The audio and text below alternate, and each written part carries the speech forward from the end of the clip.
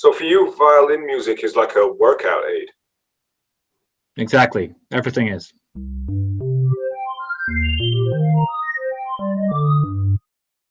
Okay, hello YouTube.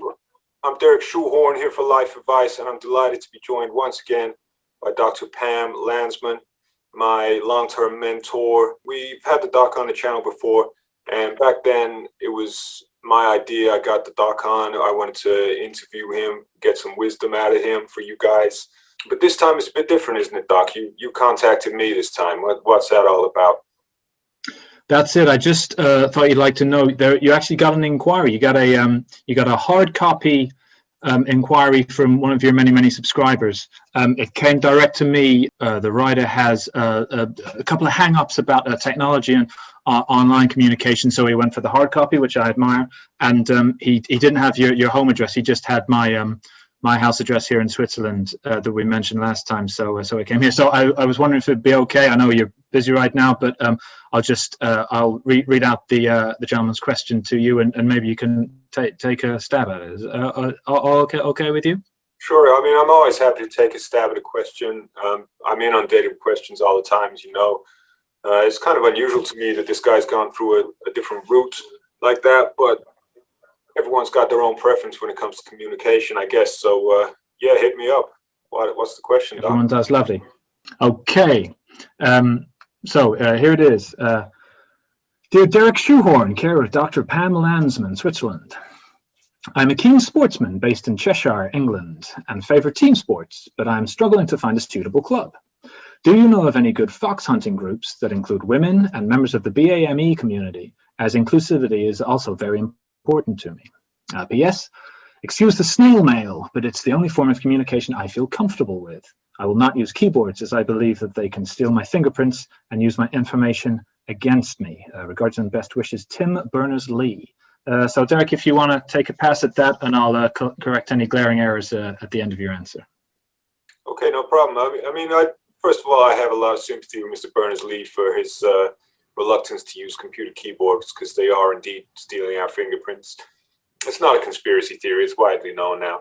I understand it's a helpful device actually made available by the computer manufacturers for a very specific, very commonsensical reason, that if anyone should be involved in an agricultural accident and have all 10 of their fingerprints lopped off, there'll still be some record of them in the cloud, and that'll be reusable in security devices for the rest of your life.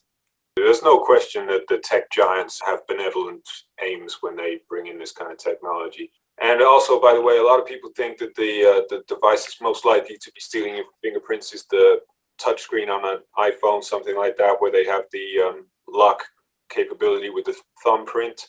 That's actually a mistake. It's this kind of keyboard, the old-fashioned QWERTY keyboard. These are the ones that are stealing most of your information. So do be careful with these.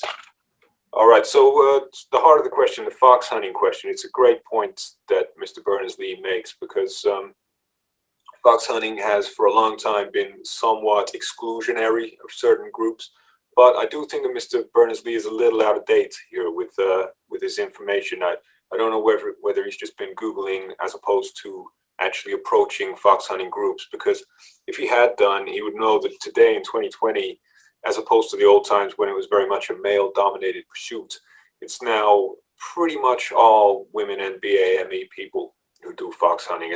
Not a lot of people know that, but that is actually the case now if you go along to one of these things. But that doesn't mean that the work is done. You know, there's still a lot of prejudice. It actually now falls mainly on the dimension of class as opposed to race or gender. And that is a huge problem. It's an endemic problem in the fox hunting community. It goes way back. It used to be very much an upper class pursuit, you see, in fox hunting. So we do need to get working class people into fox hunting. Okay, and there's a few ways I would suggest that we could do that. There's a few main barriers at the moment to entry for working class people into fox hunting. The first one is the dress code. The dress code at the moment, those red outfits they wear for fox hunting, those things are expensive. Okay, and most working class people just simply can't afford them. So expensive but slimming. They are slimming. It's absolutely true. I think that might be one of the reasons for their adoption in the first place, because a lot of those old gentlemen in the Edwardian era they were very, very vain. You know, they were vain. They didn't like to be seen to be. And fairly corpulent young things, God bless them, and needed every bit of help they can get. I mean, sadly, contouring was not as big a part of the makeup regimen as it is now. Amen to that. Contouring is very important indeed, which actually, that's another reason we need to get the working classes into fox hunting, because everyone knows the working classes contour like no one else. So yeah, the dress code is a real problem as it is at the moment. So what we need to do is we need to relax that quite a bit. We need to allow, you know, Adidas jogging bottoms, hoodies, baseball caps, and trainers. And that would be an ideal dress code for the riders, horses, and dogs? I was thinking mainly of just the people. But, I mean, you could put your dog or your horse in anything you want. Although those actually are some of my next points. My next point was the horses, because I do think that this insistence that we have on using horses for fox hunting is just wrong, because it's so exclusionary. Who can afford a horse these days? Which member of the working classes can afford a horse? No one can. And that's actually one of the reasons why fox hunting these days is so female dominated, because it's just teenage girls who have begged their dad for a pony for Christmas out there. They're the only ones that can afford a horse. So that's indeed why fox numbers slump around the January-February time after such little girls have received ponies for Christmas. Would I be right? Absolutely, because the countryside is just teeming with teenage girls riding their new ponies across the countryside and killing foxes. We got to change that. It's a shame because Mother Nature has bestowed us with so many violent and deadly gifts with which to ride and destroy other members of the community, and horses are just one. I'd love to see a more diverse range of animals used, and definitely amongst the up and coming fox hunters. Absolutely, I couldn't agree more. And one of the gifts that nature has bestowed us with is BMX bikes, and another one is mopeds.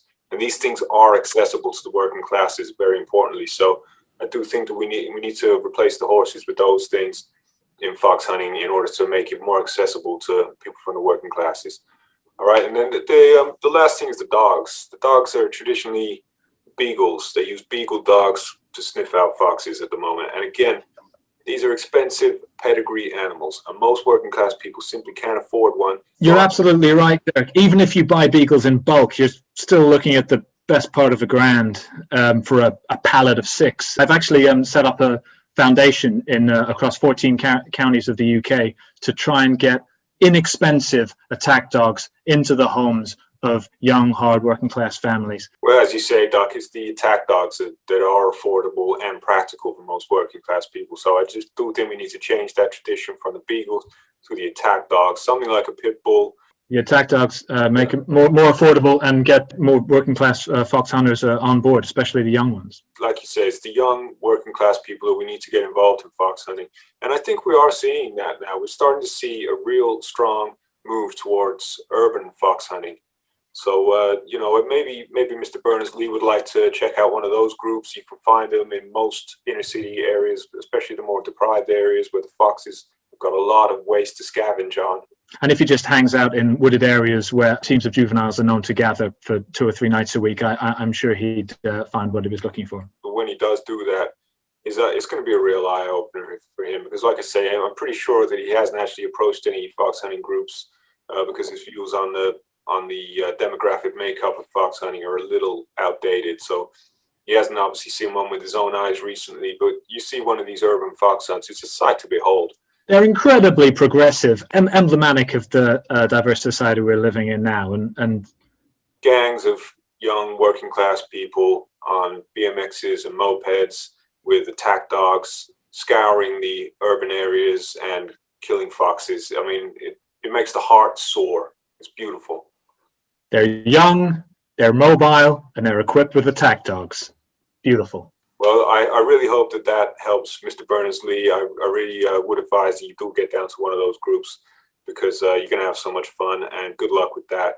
Would you have anything to add to that, Dr. Pam? No, I think you covered the major bases. Let's not forget to tell your subscribers we are currently living in 2021. You mentioned 2020 early in your answer, Derek. I know many of your subscribers are very much enthralled to the things that you say and do. I'm very used to holding that power over a great number of people at one time, and I wouldn't like them to be convinced purely by your simple slip of the tongue. We've moved along to 2021, Chinese Year of the Bull, and long may it continue. Doc, thank you for picking me up on that. But the reason I said that is actually because I considered 2020 to be the year when time stopped. We're in a permanent 2020 from now on. All right, so I hope everyone at home is taking value from that. Great stuff again from Dr. Pam, and thanks for bringing that question to my attention. If it's okay with you, we can make this a weekly thing. I think people take a lot of value from that. Or maybe we could put that to the audience and see what everyone says. But I think whatever they say, we should do it anyway, to be honest with you, every Sunday.